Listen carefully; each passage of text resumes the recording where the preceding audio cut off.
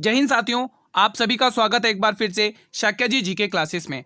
अगर आप लोग भी कर रहे हैं आरआरबी एनटीपीसी 12th लेवल की तैयारी, तो ये वीडियो आपके लिए, ये क्लास आप ही के लिए दोस्तों, ठीक है। क्योंकि जीके जीएस ही एक ऐसा सब्जेक्ट है जो आपको सिलेक्शन की ओर लेके जाएगा। मैथ रीजनिंग तो सभी करेंगे, लेकिन जीके जीएस में ही पकड़ जो बनाएगा वही सिलेक्शन पे पकड़ बनाएगा, ठीक है। तो आज हमारा ये जीके जीएस का प्रैक्टिस सेट नंबर 14 है, ठीक है। तो वीडियो के अंत तक बने रहना, सारे क्वेश्चन सेलेक्टेड और एग्जाम ओरिएंटेड है। बिना समय गंवाए क्लास को स्टार्ट करेंगे। पहला क्वेश्चन आपके स्क्रीन पर है, आंसर करते रहना क्वेश्चंस के। पहला क्वेश्चन कह रहा है कि भारत में पंचायत निकाय का कार्यालय कितना होता है, बताइए। 2 वर्ष, 4 वर्ष, 5 वर्ष या 3 वर्ष। अगर आपने देखा होगा एनटीपीसी के अभी जो सीबीटी 1 का एग्जाम हुआ था, उसमें रीजनिंग में तो सभी करके आए थे, लेकिन जो बच्चे क्वेश्चन गलत करे थे वो जीके जीएस के थे। मुश्किल से 40 में से 15-20 क्वेश्चन कर पा रहे हैं ना, तो आपको भी वैसे ही तैयारी करना है। देखो दोस्तों, भारत पंचायत निकाय, दोस्तों पंचायत का गठन किस आर्टिकल के तहत होता है, बताइए एक बार कमेंट करके। इसका जो गठन होता है स्टूडेंट्स, वो किस आर्टिकल के तहत होता है, एक बार कमेंट करके बताएंगे। तो आर्टिकल ध्यान रखेंगे, अनुच्छेद 40, अनुच्छेद 40। और दोस्तों पंचायत को, दोस्तों पंचायत का दर्जा कब मिला, किस संशोधन के तहत इसको पंचायत का दर्जा मिला, इसको किस संशोधन के तहत पंचायत राज का दर्जा मिला, बताइए। तो आप ध्यान रखेंगे वो कौन सा संशोधन था, 73वां संशोधन 1992। नोट करेंगे दोस्तों, 73वां संशोधन, 73वां संशोधन कौन सा था, 1992 का। इसी के तहत दोस्तों पंचायत को पंचायत राज का दर्जा दिया गया दोस्तों, ठीक है। इसका सही आंसर आएगा 5 वर्ष, option number C. I hope guys कि आप लोगों को पहला क्वेश्चन करने में कोई दिक्कत नहीं हुई होगी। आप लोगों को इस क्लास की पीडीएफ भी मिल जाएगी टेलीग्राम चैनल पर। अगर आपने अभी तक भी टेलीग्राम चैनल को ज्वाइन नहीं किया दोस्तों, तो इसका वीडियो का लिंक डिस्क्रिप्शन बॉक्स में गिवन है, आप वहां से टेलीग्राम चैनल ज्वाइन कर लीजिए। श्रीनगर को कन्याकुमारी से जोड़ने वाले राष्ट्रीय राजमार्ग NH44 की लंबाई कितनी है, जो भारत का सबसे लंबा राष्ट्रीय राजमार्ग है। 3745 किलोमीटर, 2397 किलोमीटर, 2134 किलोमीटर या 2369 किलोमीटर, बताइए इसका आंसर। अगर आप लोग ऑप्शन नंबर ए टिक कर रहे हो तो बिल्कुल सही टिक कर रहे हो। क्वेश्चन नंबर 3 आपकी स्क्रीन पर है, बताइए इसका आंसर। बहुत ही शानदार क्वेश्चन है दोस्तों। महात्मा गांधी जी ने इरविन को लिखे, दोस्तों यहां से लॉर्ड हटा लो, इरविन को लिखे अपने पत्र में कितनी मांगे की थी दोस्तों, जिसमें कुछ को गांधी इरविन समझौता के रूप में स्वीकार किया गया था दोस्तों, बताइए। देखो गांधी इरविन समझौता कब हुआ था दोस्तों, बताइए। 1930-31 में हुआ था ये गांधी इरविन समझौता दोस्तों। 1930 और 31 के समथिंग ये हुआ था समझौता, ध्यान रखना, ठीक है दोस्तों। बताइए दोस्तों कितनी मांगे थी। और दोस्तों उन मांगों को पहले तो इरविन मतलब स्वीकार करने से मना करा था, लेकिन दोस्तों गांधी जी ने इसको ज्यादा फोर्स किया, तब दोस्तों इरविन ने कुछ मांगे स्वीकार भी कर ली थी। अगर आपको याद हो दोस्तों, तो दोस्तों इस क्वेश्चन के, अगर हम इस क्वेश्चन की ओर बढ़े दोस्तों, तो अगर आपको 1916 का 1916 का अगर आपको लखनऊ अधिवेशन याद है, तो इस क्वेश्चन को हम इजीली करेंगे दोस्तों। देखो 1916 का जो लखनऊ अधिवेशन था, लखनऊ अधिवेशन, इसके अध्यक्ष कौन थे दोस्तों, बताइए। ये जो लखनऊ अधिवेशन था, कांग्रेस की जो मीटिंग थी, अधिवेशन, कांग्रेस की मीटिंग क्या दोस्तों, लखनऊ अधिवेशन था ये ना। लखनऊ अधिवेशन में दोस्तों, इसमें दोस्तों आप ध्यान रखेंगे, इसमें दोस्तों गांधी जी उपस्थित थे दोस्तों। गांधी जी यहीं पर उपस्थित थे, और यहीं पर एक चंपारण का एक किसान था, उसने गांधी जी को इस चंपारण मूवमेंट के लिए आंदोलन किया दोस्तों, ठीक है। और उसमें कितनी मांगे लिखी गई थी, तो आप टिक करेंगे 11 मांगे लिखी गई थी। मैं पेंसिल सेलेक्ट कर लेता हूं, यहां पर टिक करेंगे 11 मांगे लिखी गई थी। ऑप्शन नंबर डी इसका सही जवाब है, और वो इरविन को माननी भी पड़ी उनकी मांगे, ठीक है। अगला क्वेश्चन आपकी स्क्रीन पर है, लखनऊ अधिवेशन में अंबिका चरण मजूमदार थे ना, ध्यान रखना। क्वेश्चन नंबर 4, उस व्यक्ति का नाम बताएं जिसने 1917 में महात्मा गांधी जी को चंपारण करने लाने में अहम भूमिका निभाई थी। अभी मैंने बताया था ना दोस्तों, कौन थे दोस्तों। अब तो इसका आंसर आप टिक ही कर देंगे, बताइए। बटक मियां, दूसरा ऑप्शन राजकुमार शुक्ल, तीसरा ऑप्शन करुणा आसफ अली, और चौथा ऑप्शन मौलाना मजहरुल हक, बताइए। अभी मैंने बताया था दोस्तों 2 व्यक्ति की मुलाकात हुई थी, अभी तो मैंने फिलहाल एक ही बताया, लेकिन 2 व्यक्ति मिले थे, एक राजकुमार शुक्ल और संत कुमार राउत। उसमें से जो राजकुमार शुक्ल एक किसान थे चंपारण के, उन्होंने गांधी जी को आमंत्रित किया था दोस्तों बिहार में, है ना। तो ऑप्शन नंबर 20 का सही जवाब है। अगला क्वेश्चन आप देख सकते हैं, क्वेश्चन नंबर 5, निम्न में से कौन सा बंदरगाह भारत के पूर्वी तट पर स्थित है। पारादीप बंदरगाह, कांडला बंदरगाह, जिसको दोस्तों अभी किस नाम से जाना जाता है, ये गुजरात में है दोस्तों। कांडला बंदरगाह ये कहां पर है, गुजरात में। इसको अब किस नाम से जाना जाता है, बताइए, कमेंट करके बताइए। मझगांव या पोर्ट न्यावा शेवा बंदरगाह। दोस्तों इसका सही जवाब आएगा पारादीप बंदरगाह। दोस्तों पारादीप बंदरगाह की अगर हम बात करें दोस्तों, ये उड़ीसा में दोस्तों महानदी पर निर्मित है ये बंदरगाह। महानदी, उड़ीसा में महानदी, क्या ध्यान रखोगे, महानदी। और दोस्तों महानदी का उद्गम कहां से होता है दोस्तों, बताइए, सभी स्टूडेंट बताएंगे, बताइए। सिहावा की पहाड़ियों से इसका उद्गम स्थल है छत्तीसगढ़ में। सिहावा पहाड़ियों से इसका उद्गम है। सिहावा पहाड़ियां कहां पर है दोस्तों, छत्तीसगढ़ में, छत्तीसगढ़। यह आप लोग ध्यान रखना। अगला क्वेश्चन आपकी स्क्रीन पर है, क्वेश्चन नंबर 6, बताइएगा आप लोग, करंट अफेयर का क्वेश्चन है। हाल में ही गोल्डन ड्रैगन 2025 संयुक्त अभ्यास किसने प्रारंभ किया है? चीन रूस ने, चीन कंबोडिया ने, मलेशिया इंडोनेशिया ने, या जापान दक्षिण कोरिया ने? सभी स्टूडेंट्स बताएं। अगर आप लोग ऑप्शन नंबर बी टिक कर रहे हो तो बिल्कुल सही टिक कर रहे हो, चीन और कंबोडिया। अगला क्वेश्चन, क्वेश्चन नंबर 7, 2011 की जनगणना के आंकड़ों के अनुसार इनमें से किस राज्य में बौद्ध धर्म के अनुयायी की संख्या सर्वाधिक थी? गोवा, महाराष्ट्र, आंध्र प्रदेश या उत्तराखंड? बताइए दोस्तों। देखो जो जनगणना होती है दोस्तों, वो कौन करवाते हैं? गृह मंत्रालय के अधीन होता है। ये आपको पहला पॉइंट बेसिक पता होना चाहिए। ये गृह मंत्रालय के अधीन होती है, गृह मंत्रालय, गृह मंत्रालय। अधिनियम कौन सा था दोस्तों 1948 का? अधिनियम कौन सा था 2011 की जनगणना अधिनियम? ये बेसिक क्वेश्चन है, बता रहा हूं, ठीक है। 1948, ठीक है, तो ये ध्यान रखना। इसका आंसर बताएंगे। अगर आप लोग ऑप्शन नंबर बी टिक करे हो महाराष्ट्र, तो बिल्कुल सही है, option number B will be the right answer. अगला क्वेश्चन, क्वेश्चन नंबर 8, बहुत ही शानदार है। क्वेश्चन कह रहा है, लाहौर कांग्रेस अधिवेशन के अध्यक्ष कौन थे? महात्मा गांधी, मोतीलाल नेहरू, जवाहरलाल नेहरू या सरोजनी नायडू? लाहौर कांग्रेस अधिवेशन के अध्यक्ष कौन थे? बताइए दोस्तों। लाहौर अधिवेशन कब हुआ था दोस्तों? चलिए इसके बारे में थोड़ा सा फैक्ट हम जान लेते हैं। जो लाहौर अधिवेशन हुआ था दोस्तों 1929 में हुआ था। 1929 में हुआ था। जो महात्मा गांधी जी दोस्तों, वो कांग्रेस की किस मीटिंग में गए थे दोस्तों? अगर आपको पता होगा, 1924 का बेलगांव अधिवेशन, 1924 के बेलगांव अधिवेशन में, बेलगांव अधिवेशन जिसमें महात्मा गांधी ने भाग लिया था, बेलगांव अधिवेशन में। इंपॉर्टेंट है, ध्यान रखना। महात्मा गांधी जी ने एग्जाम में पूछा जाता है कि वो कौन सा कांग्रेस की मीटिंग थी, कौन सा कांग्रेस का अधिवेशन था जिसमें महात्मा गांधी जी ने भाग लिया था? तो 1924 का बेलगांव कर्नाटक में है ना, बेलगांव अधिवेशन। तो ये ध्यान रखना। मोतीलाल नेहरू, जवाहरलाल नेहरू, बताइए दोस्तों, या सरोजनी नायडू? दोस्तों सरोजनी नायडू, भारत की पहली महिला कांग्रेस अध्यक्ष। इनका दोस्तों अधिवेशन कौन सा था? 1925 का कानपुर अधिवेशन। 1925 कानपुर अधिवेशन नोट कर लेंगे आप लोग। 1925 का कानपुर अधिवेशन, कानपुर अधिवेशन था दोस्तों। भारत की पहली कांग्रेस महिला अध्यक्ष, पहली भारतीय कांग्रेस महिला अध्यक्ष, पहली भारतीय कांग्रेस महिला अध्यक्ष, कांग्रेस महिला अध्यक्ष, कांग्रेस महिला अध्यक्ष। ये आपको पॉइंट नोट करते रहना है। भारत की पहली महिला कांग्रेस अध्यक्ष, ठीक है दोस्तों। इसका आंसर ऑप्शन नंबर क्या टिक करोगे? इसका आंसर टिक करोगे जवाहरलाल नेहरू। तो दोस्तों लाहौर अधिवेशन में क्या किया गया था दोस्तों? क्या किया था? पूर्ण स्वराज की मांग की गई थी दोस्तों लाहौर अधिवेशन में। यहाँ पे ब्रैकेट में लिख देता हूँ पूर्ण स्वराज मांग, पूर्ण स्वराज की मांग की गई थी। यहाँ पे लिख देता हूँ पूर्ण स्वराज, पूर्ण स्वराज, ठीक है, पूर्ण स्वराज की मांग की गई थी। एग्जाम में पूछा जाता है कि कांग्रेस का वो कौन सा अधिवेशन था जिसमें पूर्ण स्वराज की मांग की गई थी? तो वो 1929 का लाहौर अधिवेशन था।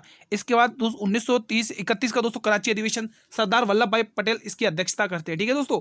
और दोस्तों यहाँ पर तो मैंने आपसे पूछा पूर्ण स्वराज की मांग, लेकिन स्वराज की मांग किस अधिवेशन में की गई थी? अगर याद हो तो दोस्तों 1906 का कलकत्ता अधिवेशन, जिसमें दादा भाई नेहरू जी ने अध्यक्षता की थी, ठीक है। दादा भाई नेहरू जी 3 बार अध्यक्ष रह चुके कांग्रेस के, इस बात का ध्यान रखना, ठीक है।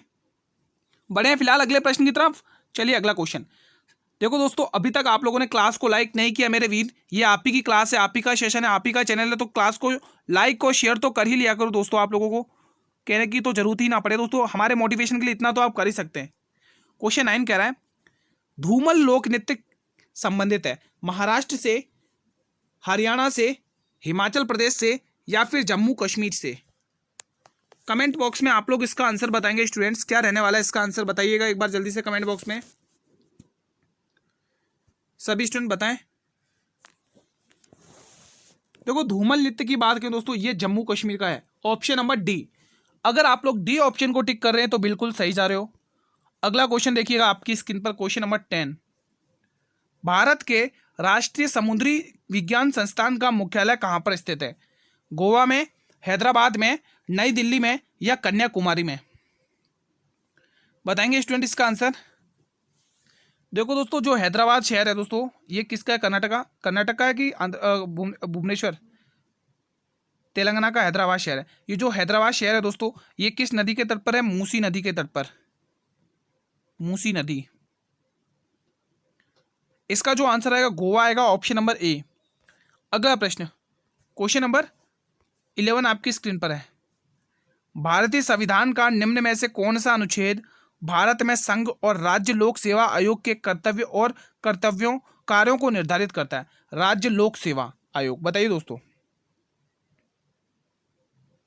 सभी स्टूडेंट्स बताएंगे।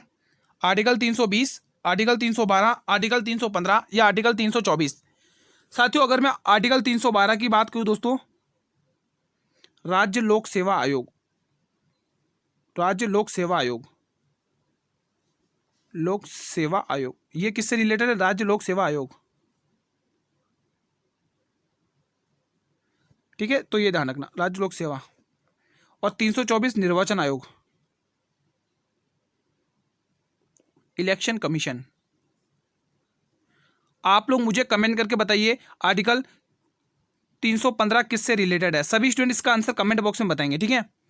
और इसका जो आंसर होगा वो आर्टिकल 320 रहेगा। जो भी स्टूडेंट्स ऑप्शन नंबर ए को लॉक कर रहे हैं उनका आंसर बिल्कुल सही है दोस्तों। अगला प्रश्न फिलहाल आपकी स्क्रीन पर है, क्वेश्चन नंबर 12 बताएंगे। अशोक ने अपने क्षेत्र में सामाजिक समस्याओं को हल करने के लिए डैश नियुक्त किया था? बताइए, समाहर्ता, अमात्य, न्यायाधीश या धम्म महामात्र? सभी स्टूडेंट बताएंगे। देखो अशोक का एक अन्य नाम पूछा जाता है, अशोक का अन्य नाम पूछ लिया जाता है, कई बार एग्जाम में पूछा गया, इसका एक अन्य नाम पूछा जाता है, वो मैं आपको लिखवा दे रहा हूं। इसका अन्य नाम है प्रियदर्शी। इसका अन्य नाम क्या है दोस्तों? प्रियदर्शी, प्रियदर्शी इसका अन्य नाम है। अन्य नाम क्या है दोस्तों? इसका प्रियदर्शी। कई बार एग्जाम में ये पूछा गया क्वेश्चन है दोस्तों, ठीक है। और कलिंग का युद्ध पूछ लिया जाता है, यहां से कलिंग का युद्ध पूछ लिया जाता है, कलिंग युद्ध ये पूछ लिया जाता है एग्जाम में। कलिंग युद्ध, ये कलिंग युद्ध कब हुआ था दोस्तों? लिखेंगे 261 बीसी में। आई थिंक जब अशोक 7 या 8 वर्ष के थे ना, 7 वर्ष के थे। ये कलिंग जगह कहाँ पहले पड़ती थी? ओडिशा में, ओडिशा में।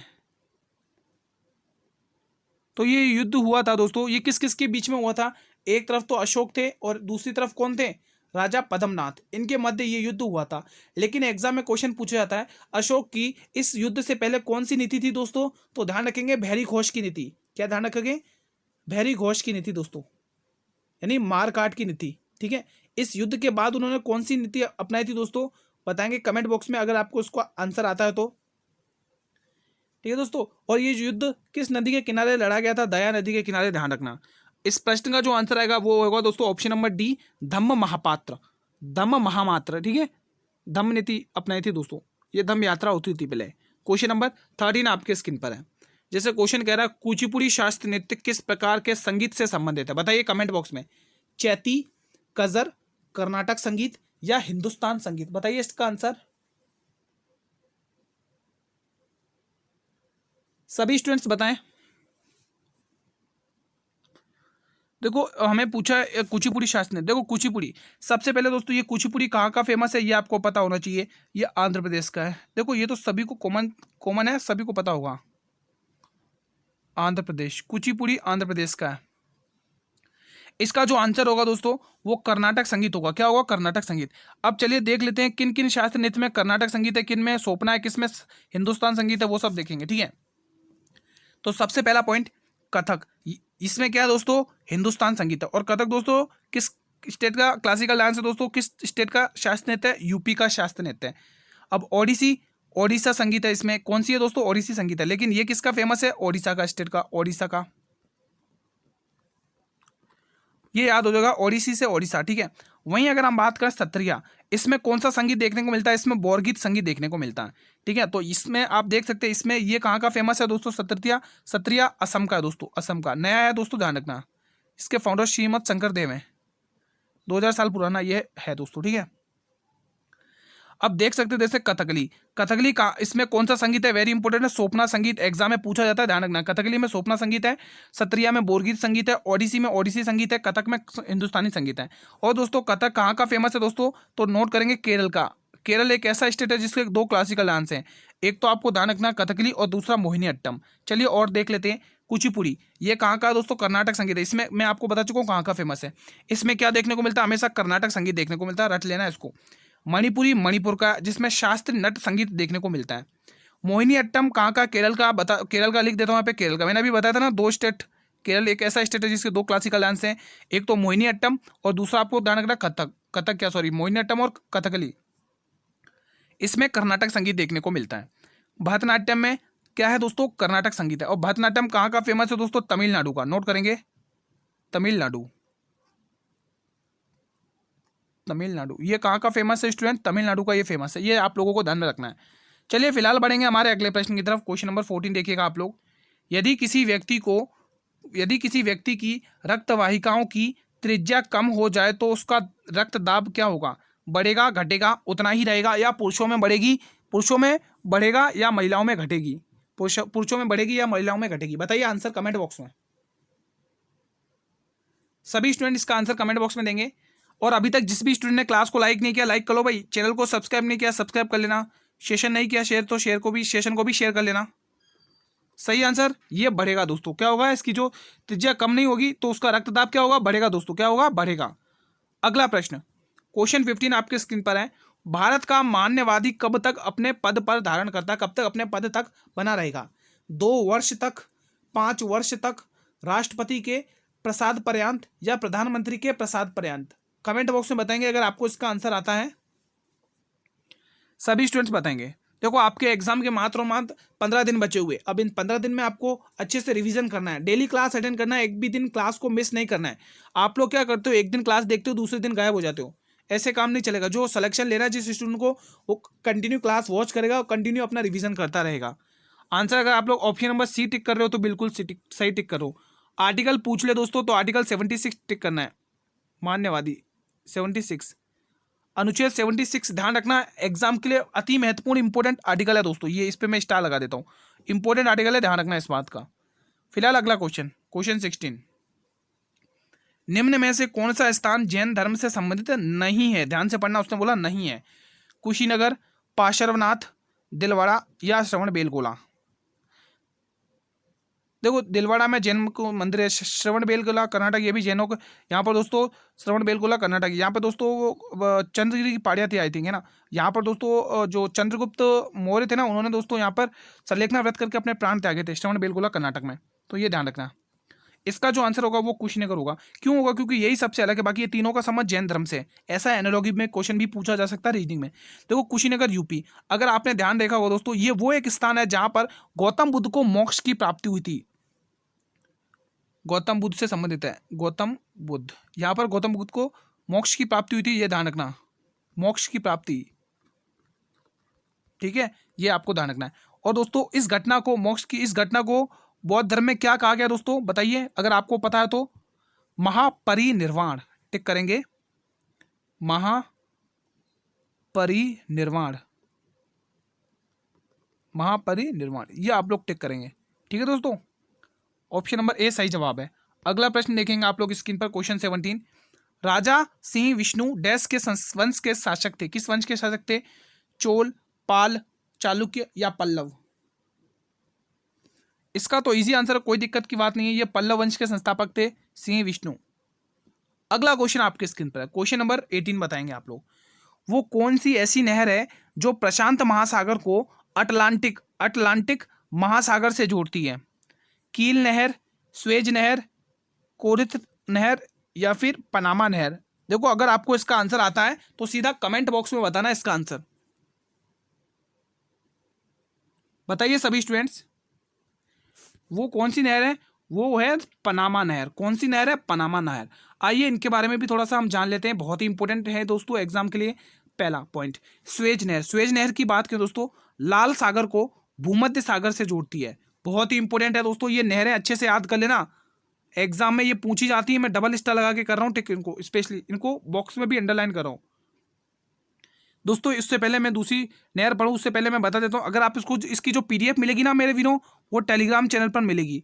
इसकी पीडीएफ टेलीग्राम चैनल पर मिलेगी, और टेलीग्राम चैनल को ज्वाइन कर लो। इस वीडियो के डिस्क्रिप्शन बॉक्स में लिंक गिवन है, तुरंत पीडीएफ भी मिल जाएगी, रिवीजन कर लेना। लिंक वीडियो के डिस्क्रिप्शन बॉक्स में गिवन है। अब जैसे आप यहाँ पे कील नहर देख सकते हैं, ये क्या करती है? उत्तरी सागर को बाल्टिक सागर से जोड़ती है। ध्यान रखना, इंपॉर्टेंट है, फैक्ट सारे के सारे, एक भी मिस नहीं होना चाहिए आपसे, अच्छे से याद कर लेना अभी कभी। चलिए ये क्वेश्चन देख लीजिए, लोकप्रिय गोपीनाथ बारदौली अंतर्राष्ट्रीय हवाई अड्डा कहां पर स्थित है? बताइए। बंगलुरु में, जयपुर में, हैदराबाद में, या गुवाहाटी में? सभी स्टूडेंट बताएंगे कहां पर है ये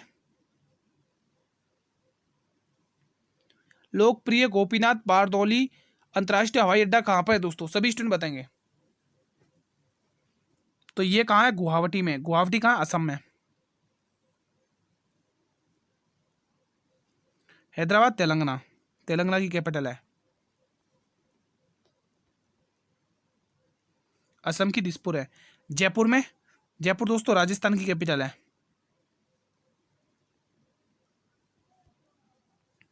बेंगलुरु किसकी कैपिटल है? कर्नाटक की। ठीक है, तो ये छोटे से फैक्ट ध्यान रख लेना। अगला क्वेश्चन देखेंगे आप लोग स्क्रीन पर, क्वेश्चन नंबर 20 देखेंगे आप लोग। क्वेश्चन क्या कह रहा है? सतलुज और काली नदियों के बीच स्थित हिमालय के हिस्से को क्या कहा जाता है? बहुत ही शानदार फैक्ट है। असम हिमालय, कुमाऊं हिमालय, नेपाल हिमालय, पंजाब हिमालय। इंपॉर्टेंट है, इसीलिए मैं डबल स्टार लगा लेता हूं। यह क्वेश्चन इंपॉर्टेंट है, रेलवे में कई बार पूछा गया क्वेश्चन है। आप लोग बताइए अगर आपको इसका आंसर आता है, सतलुज और काली नदियों के बीच स्थित हिमालय के हिस्से को क्या कहा जाता है? देखिए स्टूडेंट्स, यहां पर कहा गया सतलज, एक तो सतलज नदी और एक काली नदी, इन दोनों के बीच के क्षेत्र को क्या क्या कहा गया है? तो कुमाऊं हिमालय। क्या टिक करोगे? Kumaon Himalaya. Option number B सही जवाब है। आइए इन हिमालय के बारे में भी बात कर लेते हैं अपन। सबसे पहले असम हिमालय, इसमें तीसरा और दिहांग नदी है दोस्तों। ये दिहांग नदी, इसका नाम ब्रह्मपुत्र है। इस दिहांग का नाम कहां पे कहा गया है दोस्तों? अरुणाचल प्रदेश में। नोट करेंगे इसको, दिहांग कहां पर कहा गया? अरुणाचल प्रदेश में। इसका नाम जो दिहांग है वो अरुणाचल प्रदेश में पड़ा है, ये ध्यान रखना। वहीं मैं बात करूं दोस्तों नेपाल हिमालय की, ये दोस्तों काली और तीस्ता नदियों के मध्य, जो भी काली नदी और तीस्ता नदी के जो बीच का जो क्षेत्र है उसे हम नेपाल हिमालय के नाम से जानते हैं।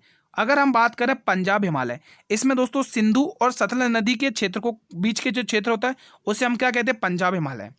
वहीं मैं बात करूं कुमाऊं हिमालय, इसमें दोस्तों काली नदी, सतलज और काली नदी, यहाँ पे पॉइंट है, हाँ, सतलज और काली नदी के मध्य के क्षेत्र को हम क्या कहते हैं? कुमाऊं हिमालय कहते हैं। अगर आप इसका स्क्रीनशॉट लेना चाहें तो आप इसका स्क्रीनशॉट ले सकते हैं, इसकी पीडीएफ बाकी मिल ही जाएगी टेलीग्राम चैनल पर। ठीक है, आज का सेशन यहीं पर वाइंड अप करते हैं। कैसा लगा आप लोगों को रिवीजन? अगर आपको ये सेशन पसंद आया तो सेशन को लाइक कर लेना स्टूडेंट्स, और शेयर भी कर लेना आप लोग। दोस्तों देखो, आप ही की क्लास रहती है तो आप लोग शेयर लाइक तो कर ही सकते हैं भाई, अपनी अपनी हाजिरी तो अटेंडेंस तो लगा ही सकते हैं कि भाई हाँ मैं उपस्थित हूँ, मैं डेली पढ़ रहा हूँ, है ना। और हर क्वेश्चन के जवाब कमेंट बॉक्स में करने हैं। आपको बता ही दिया, एक बार और बता देता हूँ, जो पीडीएफ मिलेगी वो टेलीग्राम चैनल पर मिलेगी। टेलीग्राम चैनल को ज्वाइन कर लो, जिसने अभी तक ज्वाइन नहीं किया, अभी भी देरी करी है तो भाई ज्वाइन कर लो, पीडीएफ वहीं मिलेगी। और अगर आप लोग चैनल पर भी पहली बार विजिट कर रहे हैं या क्लास को पहली बार वॉच कर रहे हैं तो चैनल को भी सब्सक्राइब कर लेना स्टूडेंट्स, और बेल नोटिफिकेशन बेल को भी प्रेस कर लेना, ताकि मेरे आने वाले हर वीडियो का नोटिफिकेशन आपको सबसे पहले यूट्यूब के थ्रू मिल जाए दोस्तों। इसीलिए चैनल को सब्सक्राइब जरूर करना, ठीक है।